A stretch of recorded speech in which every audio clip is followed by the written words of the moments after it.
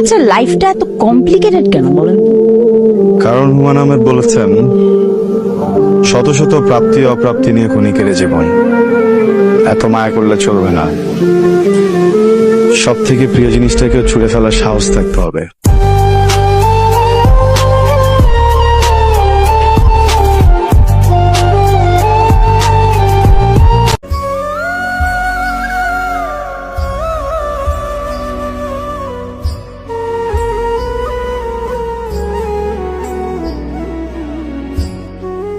শুধু বলো ফোন দিও না রাতে,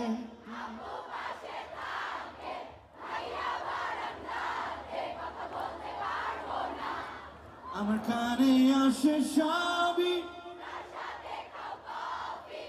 বলে দাও সত্যি।